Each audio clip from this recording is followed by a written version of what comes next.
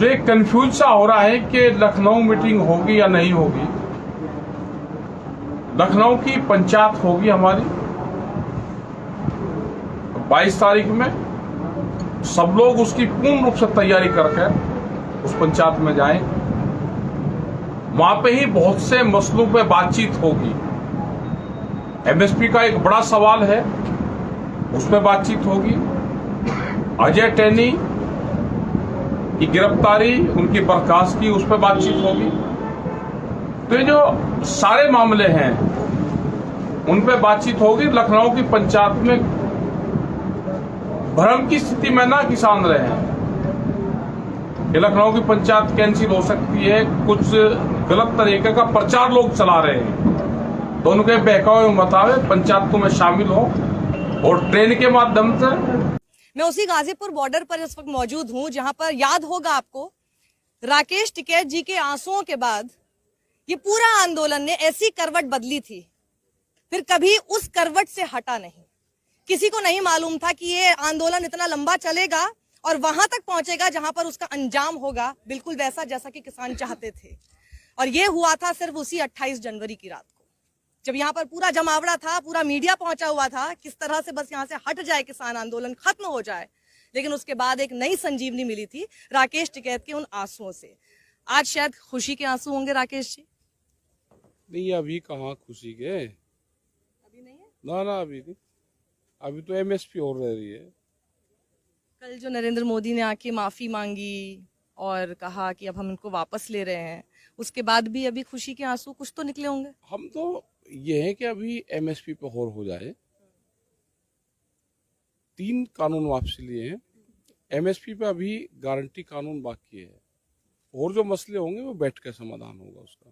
तो वो मसले क्या क्या हैं जिन पर बैठकर समाधान, और सब खास तौर पर मैं चाहती हूँ कि सरकार अब सुने और देख ले, क्योंकि अगर वो ये कह रहे हैं कि नई शुरुआत कर रहे हैं तो फिर नई शुरुआत कहाँ से होगी वो अब बता रहे हैं राकेश। देखो, उस टाइम पे भी जब बातचीत हुई और 11 दौर की बातचीत हुई, उस टाइम ही ये चीजें तय हो गई थी कि एमएसपी और 3 कानून जब इन पे बातचीत हो जाएगी तो ये धरना समाप्त हो जाएगा। एक कमेटी बन जाएगी, फिर जो सीड बिल है या और अलग अलग जो भी मसले आएंगे, वो चाहे पोल्यूशन वाला हो, पुराली का हो, या उस बीज कानून हो, तो इन सब चीजों पे क्योंकि ये मसले आते रहेंगे, उन पर सरकार और किसान संगठन बैठ के बातचीत करते रहे, तो उसकी एक कमेटी बन जाएगी। तो कमेटी समय समय पे जब भी जरूरत हो तो वो बातचीत कर ले। इससे आपका थोड़ा सा वो नीचे नहीं हो जाएगा ये कहते हुए कि भाई ये कृषि कानून आपके लिए सबसे मेजर था जिसकी वजह से ये आंदोलन शुरू हुआ, अब अगर उसको वापस ले लिया गया है तो अब नई नई डिमांड सब किसानों की आ रही है और अभी हटना नहीं चाहते। नई डिमांड नहीं है, एमएसपी भी इसी में ही है, क्योंकि सस्ते में खरीद होती है फसलों की और बहुत नुकसान किसानों को हो रहा है। आज भी हम देखोगे, अगर आप एमपी पे चला जाओगे तो हजारों ट्रक हर रोज हरियाणा की तरफ को धान का आपको जाता दिखाई देगा। वो सस्ते में खरीद करके और वो फिर एमएसपी पे या महंगे में बिकता है। कई लोगों का ये मानना है कि ये जो कानून है ये तो तभी से कोमा में चले गए थे जब सुप्रीम कोर्ट ने स्टे लगा दिया था। जैसे योगेंद्र यादव ने भी कहा कि अब तो डेथ सर्टिफिकेट मिलेगा हमको जो भी मिल रहा है, और उसके बाद उन्होंने जो कमेटी बनाई थी उसने भी अपनी रिपोर्ट तो मार्च में ही सौंप दी थी, उसके बाद भी कुछ हियरिंग की नहीं। तो क्या आपको लग रहा है ये सारी चीजें जो थी इसकी वजह से भी सरकार थोड़ी सी बैकफुट पर थी, वो भी आगे नहीं गई, अपील भी नहीं की, कुछ नहीं किया, मतलब कोर्ट का रास्ता भी नहीं अख्तियार किया किसी ने, कुछ नहीं हुआ इस बीच में? क्यों नहीं हुआ, कोर्ट का रास्ता भी अख्तियार नहीं करा, और वो तो वापसी लेना था ना उससे 1.5 महीने में, 1.5 साल में, या जैसे पीएम साहब ने कहा कि हमने तो 2 साल के लिए स्थगित कर दिए थे, लेकिन 2 साल के बाद में भी आते हैं। अभी ये एक चीज है वो खत्म हुई, एमएसपी पे गारंटी कानून और बन जाए तो उससे कुछ राहत किसानों को मिलेगी, वो भी एक जरूरी है, उससे राहत मिलेगी। लेकिन अब ये बातचीत का दौर कैसे शुरू होगा, क्योंकि उन्होंने कहा है नई शुरुआत करते हैं। नई शुरुआत है कि एक टेबल पे बैठ जाओ, एक टेबल पे बैठो अब, और किसान भी यहाँ से जब जाए उसको भी लगे कि नहीं अब बातचीत का दौर शुरू हो गया, और कभी भी फिर किसानों को किसी मुद्दे पे बातचीत करना पड़े तो आंदोलन ना करना पड़े, सिर्फ बातचीत से रास्ता निकले। क्या चाहते हैं आप कि उस टेबल के उस तरफ कौन लोग हों? क्योंकि पिछली बार भी बड़े सारे लोग तो आपसे बात करते रहे, कृषि मंत्री बात करते रहे।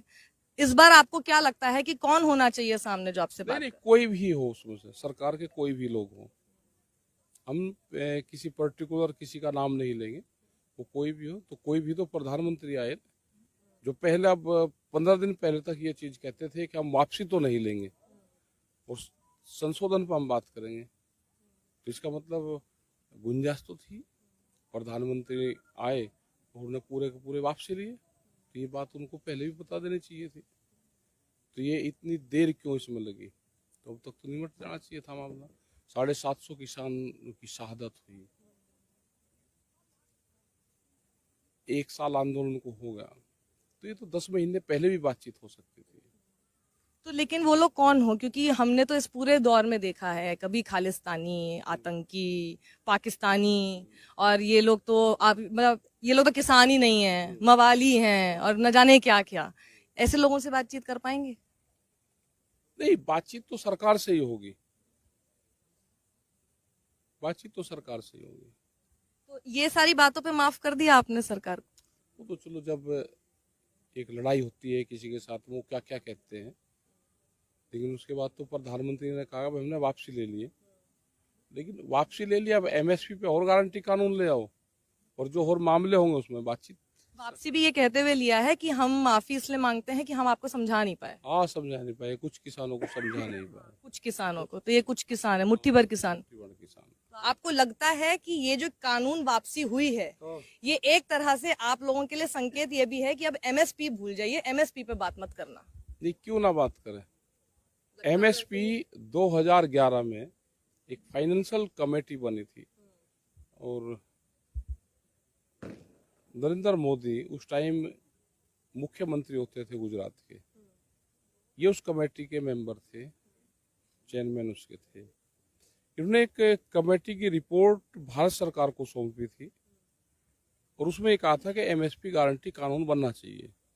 तो अपनी 11 की रिपोर्ट, जो कमेटी की रिपोर्ट थी, उस रिपोर्ट को लागू करते हैं। आज 10 साल हो गए, तो कमेटियां तो बनी हुई है, इसमें उसको लागू करते हैं।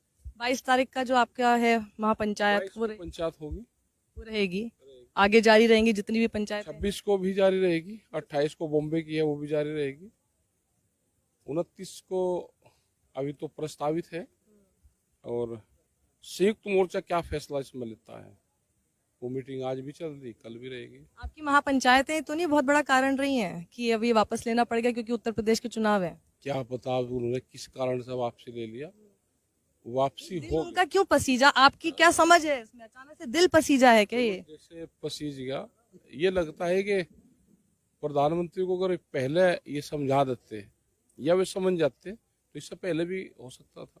नहीं, जिनका मौतों पे दिल नहीं पसीजा, अचानक से कैसे पसीज गया कल वाले दिन? आप उस वक्त कहाँ थे और क्या? हम तो पालघर में थे, महाराष्ट्र में। फिर क्या हुआ? आपको कुछ भी हल्की सी भी सुगबुगाहट थी इस बात की? नहीं थी, हमें तो सुबह ही 9 बजे के आसपास पता चला। वहाँ पे आदिवासी क्षेत्र में हम तो किसी के घर पे थे, कितनी आदिवासियों के वहीं, तो वहाँ पे ही पता चला हमें, वहां पर आपके पास ये खबर आई? ये खबर आई, तो मुझे भाई ऐसा कैसे हो सकता है। अच्छा, आपको भी कि ऐसा कैसे हो? लेकिन आप तो कन्विंस्ड ही थे कि ऐसा एक दिन तो होगा ही होगा। फिर भी लेकिन मगर कल होगा ये नहीं पता था कुछ भी किसी ने। अच्छा, तब से अब तक किसी ने कांटेक्ट भी नहीं किया कि भाई अब आगे बैठते हैं, अब ये तो बात हो गई? नहीं करा, किसी ने नहीं? नहीं अभी नहीं करा। तो अब आपका आंदोलन जारी रहेगा? शीतकालीन सत्र में वापस भी ले लिया तब भी जारी रहेगा? नहीं, ये कल या आज हमारे संयुक्त मोर्चे की मीटिंग चल रही कि इसको आगे कैसे लेकर जाए, अब इसको आगे कैसे लेकर जाए, उसमें कमेटी की में तय होगा इसमें। ठीक है, शुक्रिया राकेश टिकैत जी। तो आपने ये सुना कि राकेश टिकैत ये साफ कह रहे हैं कि जब वो यहाँ पर थे भी नहीं, उनको बिल्कुल भी इस बारे में कोई अंदेशा तक नहीं था कि ऐसी कोई खबर भी सामने आएगी। ये जरूर पता था कि वापस तो सरकार को लेना ही पड़ेगा और कोई चारा नहीं है, लेकिन कल ऐसा हो जाएगा अचानक से, इसके बारे में बिल्कुल कोई भी जानकारी नहीं थी। अभी और बैठक होगी, बैठकों के बाद ये सारी बातें साफ हो पाएंगी कि आखिर क्या करना है, इस आंदोलन को अब आगे कैसे लेकर जाना है। क्योंकि जिस मुख्य मुद्दे पर यह आंदोलन शुरू किया था वो कानून तो अब वापसी हो रहे हैं। अब उसके आगे जो एमएसपी को लेकर इनकी लगातार मांग है उसको आगे कैसे लेकर जाया जाए, एक टेबल पर बैठे, किन के साथ बात हो और कैसे हो, ये सारा कुछ अब आगे देखने वाला होगा। कैमरा पर्सन अरविंद कुमार चौरसिया के साथ साक्षी जोशी, गाजीपुर बॉर्डर से। देखते रहिए सत्यमेव जयते।